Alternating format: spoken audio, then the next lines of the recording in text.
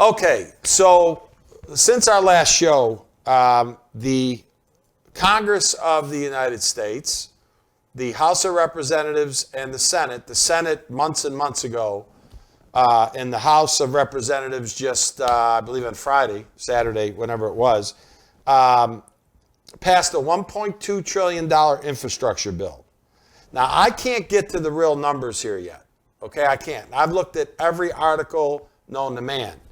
I get the $550 billion that Sarah brought up. That's kind of the advertised number in terms of the amount of money that's actually going into infrastructure.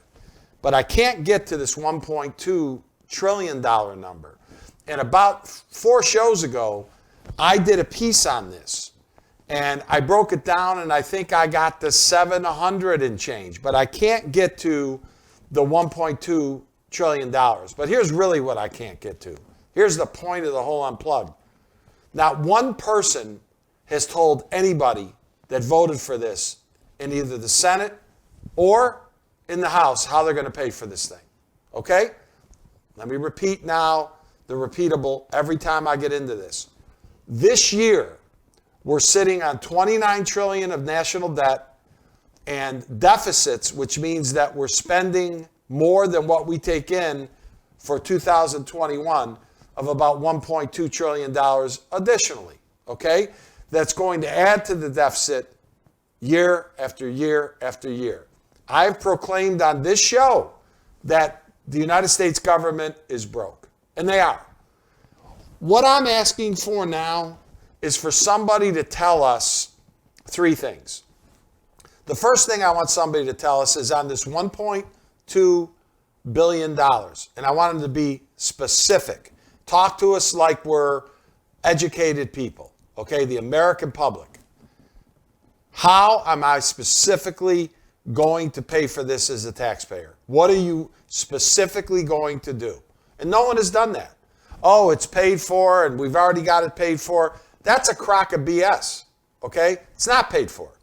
The CBO has said that at a minimum it's $300 to $350 billion added to the deficit over 10 years.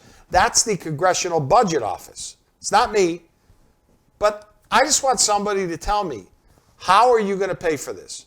Number 2, I need somebody to tell the American public, okay, which I'm part of, Sarah's part of, how are you going to pay for this ridiculous, and it's ridiculous, $1.75 trillion social spending bill? How specifically are you going to pay for it? You've already said you're going to tax corporations. We don't know how much money that is. You're going to take all the billionaires' money, and if they gave it to y'all, you couldn't pay for this, okay? How are you going to pay for it? How are you going to pay for these things? These are questions that I think we need to be able to talk to our children and our grandchildren about. I think this is common sense. I've said all along, the government is broke. And how do you get broke is when you can't pay your bills. The only way we pay our bills is we borrow more money from the Treasury that prints more money. It's the only way we pay our bills. We don't pay our bills by money in, money out the way that you and your families pay your bills, okay? And somebody owes us an explanation. So why is the Congress, why is the presidency, why are our politicians in Washington hiding the truth from the American people? Now, I could lay this on Joe Biden's lap. You only can lay a piece of it. This is Donald Trump. This is Barack Obama. This is George W. Bush, one of the greatest guys of all time. This is this is George Herbert Walker Bush. And then you got, Bill Clinton in there, who's the only guy, which I bring up every show, that for a year or two not only balanced the budget for that year, he didn't get rid of the problem, for that year he balanced the budget, and he created a bit of a surplus, something we haven't seen in 25 years, okay? So why can't the politicians in Washington, why can't they be honest with us? Why can't they just tell us, okay, we got $29 trillion, it's climbing between $1 trillion and $2 trillion every single year, so just do your math. It can't be paid back, it's impossible. So Social Security and Medicare from my last Unplugged is also underfunded, and that is a gigantic problem into the hundred trillions of dollars. You know, I went through that in the Unplugged. So watch the Unplugged from last show, and I get into the specifics about those social programs. Here we are now trying to pass another social bill we can't pay for. So what are we going to do? Well, I come out of the real estate business and real estate development business where you deal with bankruptcies and you deal with banks and you deal with all kinds of stuff. I've done it for a lot of my career. There's like 3 ways that you could do this. Number 1, you could default on the debt. That's what happens in some of these real estate projects that get overbuilt. You default on the debt, the bank takes it back, and then they sell it to another buyer for some amount of money less than the face value of the loan. That's kind of step number 1. Is that what's going to happen here? Is 29 trillion going to be written down to 10 trillion? Okay? That's easy. Math is clear. Number 2, if you decide you're not going to do that, are you going to just write it down? Are we just going to stiff, X amount of people, right? Because these treasury bonds and these bonds are bought, okay? We mostly own most of our own debt, the taxpayer. So are we just going to wipe it out? I mean, is that what the game plan is that nobody wants to tell us? Are they just going to, take a pen and just go through it and say, well, we don't owe this money anymore? And, at that point, the economy gets blown up. The world economy gets blown up. I mean, all kinds of bad things. Okay, interest rates go through the roof. Or are you just going to default? And I think I mentioned that, but the bankruptcy thing is not necessarily default, it's a write-down. Are you just going to default on the money? We're just not going to pay it back, guys, So which one of those analyses is what somebody in Washington at least has got to have some game plan for? Because you can't pay it back.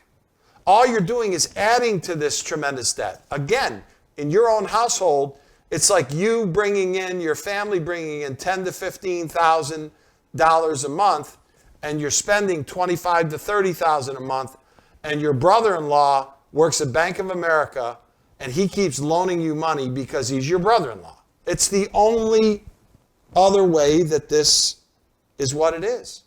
But I just wish that somebody would be honest with the American people. I think that I could live with that, okay? We've made a lot of mistakes. The problem is the people in Congress that have okayed all this, they don't have the answers for this, and if they do, why aren't they telling us? And shame on the media. I get back to the same thing. I would love the day that they gave me a press pass and they let me interview somebody that voted for this crap and just say, what are you going to do now? No, I think the reporters, they're just afraid to even ask it because it is the crazy aunt in the cellar that the neighbors know is there, but they don't say anything about it. So Sarah, we're living in incredible times here. The country's broke, and it's really hard for me to do these segments because I know this is real. Yeah. And, for someone like you who is a good, upstanding American and you play by the rules, wouldn't you and your family like to know, what are you going to do about this?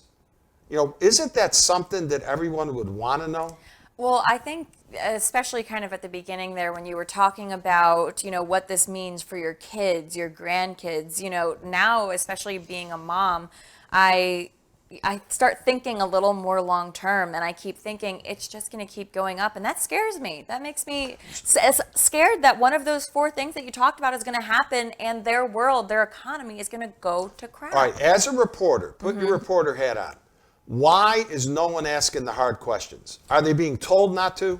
I think, well, first off, obviously, Biden's not going to answer the hard questions. Let's have that over there. Well, how about Janet Yellen, or how about Jerome Powell? How about we put it in front of somebody's face that at least is capable cognitively of answering this? Because I think reporters are trained to take what the interviewee says at face value, oh, okay, well, it's just going to be taken from the rich. Okay, there it is. There you have it. And they don't you could take all the money and you can't pay for this. Well, that's what I mean. They don't really break down, and they're not looking at the analysis. In their 1 minute story or their 500 word article, they don't have enough to actually truly break it down like you're doing. And I think that people are, I don't want to say too lazy. They don't have the time on these network shows, yes, because they jump from one talking head to the next. You got 2 minute, 3 minute segments. Nobody wants to break this down. Number one, they don't know about it. Yep. And I would say this, okay, around the country, around the world, people around the world watch this show. Anybody who wants to come on the show and debate this with me, you're welcome. All you got to do is let us know. You'll be on the next show. Just be prepared to be running off the stage in 5 minutes. Because I'm not making this stuff up. I'm not making this up. I would love to see that. This is just, but, you come out of the news world. I don't really understand why some of these very, very good reporters are afraid to ask about this. Because this is their children and their grandchildren's future, just like it is for us. Yep.